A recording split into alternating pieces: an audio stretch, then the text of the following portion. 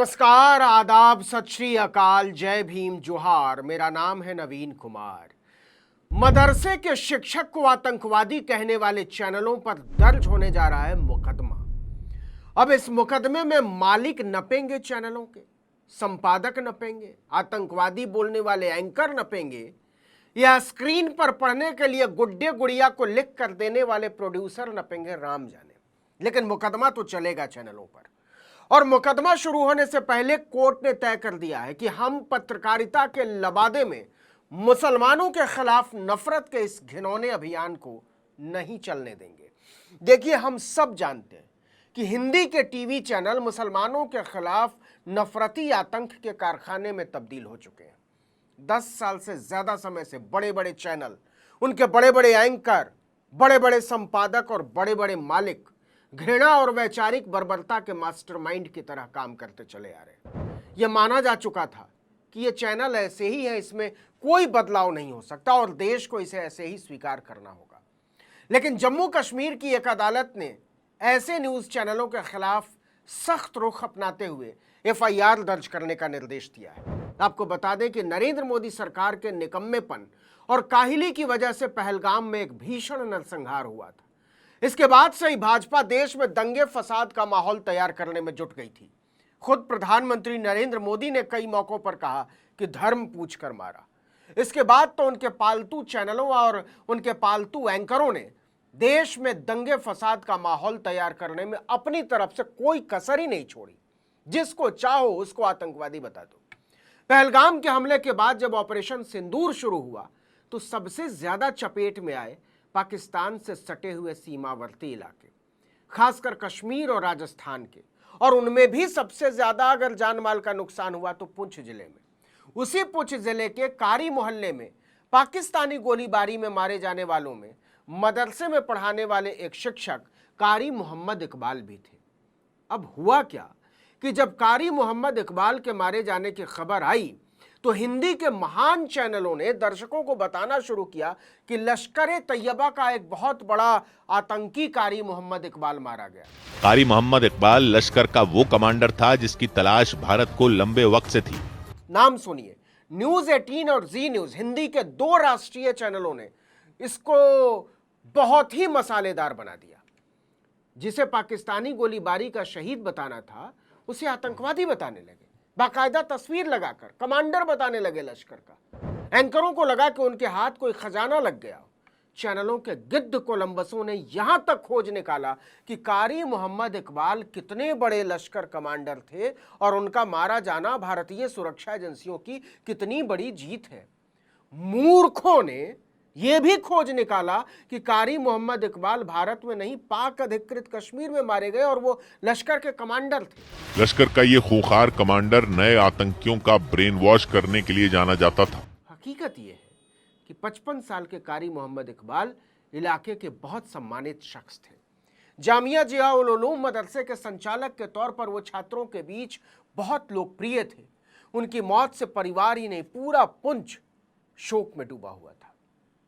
लेकिन हर मुसलमान की मौत को चैनलों के गुंडा संपादकों और एंकरों को उन दिनों एक आतंकवादी की मौत नजर आ रही थी। और उन दिनों क्या, वैसे भी वो ऐसे ही सोचते हैं।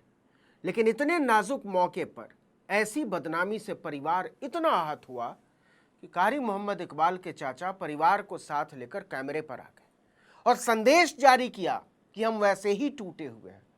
अब जिसको पाकिस्तान ने मारा है उसको आतंकवादी तो मत कहो बेशर्मो। जो कारी मोहम्मद इकबाल कल 7 मई को मेरे भाई का पुंछ मदरसा जामिया ज़िया-उल-उलूम के अंदर पाकिस्तानी गोलाबारी के अंदर जो शहीद हो गए, और हमारे हिंदुस्तान की गोदी मीडिया चैनल और जी न्यूज़ जो है उसने इनके मुतालिक गलत न्यूज़ चलाकर और इनको पाकिस्तानी दहशतगर्द कहा और हमारे दिलों को ठेस पहुँचाया। हम पहले भी जख्मी थे, हमें ये हादसा हुआ और गोदी मीडिया ये बकवास कर रही है, ये झूठ फराड कर रही है कि ये पाकिस्तानी दहशतगर्द था। हम इसकी पुरजोर लफ्ज़ों में मजम्मत करते हैं। ये मेरे घर के, उनके घर के सबके परिवार हैं, ये उनके बच्चे हैं। इसके बाद पुंछ पुलिस ने बाकायदा एक स्पष्टीकरण जारी किया। टीवी चैनलों और एंकरों, सोशल मीडिया हैंडलर्स को चेतावनी जारी की कि ऐसा गंदा काम मत करो। कारी मोहम्मद इकबाल बाकायदा भारतीय नागरिक थे और एक सम्मानित शिक्षक थे पुंछ के। टीआरपी के लिए देश को बरगलाओ मत। जब भद्द पिटनी शुरू हुई तो चैनलों को होश आया, शर्म तो नहीं ही आई। कहीं कोने में एक आध बार माफी मांगकर छुट्टी कर ली। सोचा पुंछ जिले में रहने वाला एक साधारण मुसलमान का परिवार दिल्ली के गिद्ध चैनलों, उससे भी बड़े गिद्ध संपादकों और अरबपति मालिकों से क्या ही टकराएगा। लेकिन अब उस मामले में चैनलों को लेने के देने पड़ गए, क्योंकि कारी मोहम्मद इकबाल का परिवार हिंदी चैनलों जी न्यूज़ और न्यूज़ 18 इनकी नफरती सोच और गुंडागर्दी के खिलाफ पहुंच गया कोर्ट। दोनों चैनलों से 5-5 करोड़ रुपए का हर्जाना भी मांगा। इस पर पुंछ जिले के डिप्टी जज ने फैसला सुनाया है कि पुलिस कारी मोहम्मद इकबाल को आतंकवादी बताने वाले हिंदी चैनलों के खिलाफ एफआईआर दर्ज करे। चैनलों ने दलील दी कि भूल का पता चलने के बाद साहब हमने माफी मांग ली थी। इस पर जज ने कहा, हम इसे मानते हैं, आपने माफी मांग ली होगी, लेकिन इससे पहले जो गलती हो गई वो ठीक नहीं हो जाती है। जज ने अपने आदेश में लिखा कि प्रेस की आजादी संविधान के आर्टिकल 19(1)(a) के तहत लोकतंत्र के लिए जरूरी और महत्वपूर्ण है, लेकिन उसी आर्टिकल 19 के धारा 2 के तहत कुछ जिम्मेदारियां और पाबंदियां भी निर्धारित है। किसी सम्मानित नागरिक को आतंकवादी बताना किसी भी तरह से अभिव्यक्ति की आजादी के दायरे में नहीं आता है। कारी मोहम्मद इकबाल के परिवार के वकील मोहम्मद सलीम ने अपनी याचिका में दलील दी थी कि न्यूज चैनलों ने न केवल उनका नाम और फोटो दिखाया, बल्कि उन्हें लश्कर का आतंकवादी बता दिया, कमांडर बता दिया। इतना ही नहीं, उन्हें 2019 के पुलवामा हमले से भी जोड़ दिया। इसे मानवीय भूल की श्रेणी में नहीं रखा जा सकता। जज ने अपने फैसले में लिखा कि इस मामले में स्थानीय धार्मिक मदरसे के शिक्षक को बिना किसी वाजिब पड़ताल के खूंखार पाकिस्तानी आतंकवादी करार देने को पत्रकारिता की गलती मानकर छोड़ा नहीं जा सकता। यह बहुत बड़ा अन्याय होगा। असल में चैनलों ने जो किया है वो आपराधिक मानहानि के दायरे में आता है, क्रिमिनल डिफेमेशन के दायरे में आता है। इससे सामाजिक सद्भाव बिगड़ सकता है। साफ तौर पर इससे मृतक और जिस संस्थान में वो काम करते थे उन दोनों की प्रतिष्ठा को नुकसान पहुंच सकता है।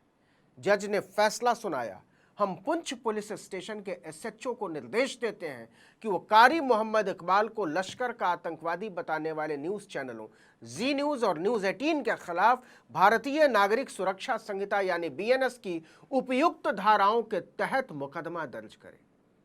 अब जो शर्मनाक है और बहुत शर्मनाक है वो ये कि पुंछ पुलिस ने चैनलों को बचाने की अपनी तरफ से भरपूर कोशिश की। आपको पता ही है जम्मू कश्मीर अब केंद्र शासित राज्य है और वहां की पुलिस भाजपा की मुट्ठी में है। किस इरादे से और किसके लिए काम करती होगी समझना मुश्किल नहीं है। पुलिस ने कहा वीडियो दिल्ली से ऑन एयर किया गया था मिलॉर्ड, इसलिए यह तो पुंछ कोर्ट के न्यायिक क्षेत्र में आता ही नहीं है। इसे जज ने उसी समय खारिज कर दिया। क्या बकवास कर रहे हो। कोर्ट ने कहा बीएनएस की धारा 199 कहती है जब मानहानि जैसे कृत्य का परिणाम किसी दूसरे स्थान पर नजर आता है तो दोनों स्थानों पर अधिकार क्षेत्र वैध होता है। जैसे इस मामले में प्रभावित स्थान पुंछ है जहां मृतक रहता था, काम करता था और जहां उसकी मौत हुई। इसलिए हम इस दलील को नहीं मानते कि मुकदमा दिल्ली में ही चल सकता। वैसे भी पुंछ पुलिस को पता होना चाहिए था कि जी न्यूज़ और न्यूज़ 18 दोनों दिल्ली से नहीं, उत्तर प्रदेश के नवेड़ा से चलते हैं। देखना होगा कि अब जी न्यूज़ और न्यूज़ 18 वाले कहते क्या हैं। कहीं ये तो नहीं कहेंगे कि मुसलमान को आतंकवादी, दहशतगर्द और देशद्रोही तो हम बताते ही रहते हैं, इसमें नया क्या है मिलॉर्ड। नफरत फैलाना तो चैनलों का सनातनी अधिकार है, क्यों नहीं है। इस वीडियो में इतना ही, लेकिन अगर आपने आर्टिकल 19 इंडिया को अब तक सब्सक्राइब नहीं किया तो फौरन कर दीजिए, बेल आइकॉन दबाइए, घंटी जैसी आकृति, लाइक कीजिए और कमेंट करके बताइए हमारा वीडियो आपको कैसा लगा। हमारा ट्विटर हैंडल है article19_India और मेरा ट्विटर हैंडल है नवीन जर्नलिस्ट। नमस्कार।